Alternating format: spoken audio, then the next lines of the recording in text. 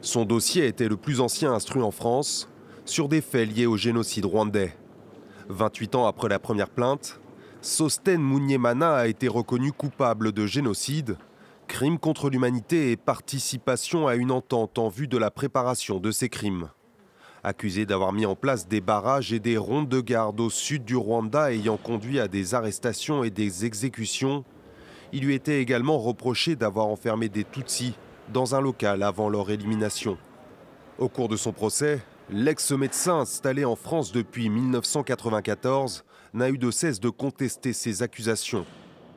Ce qu'il a fait comme geste de sauvetage a été interprété comme un geste de cruauté, en fait.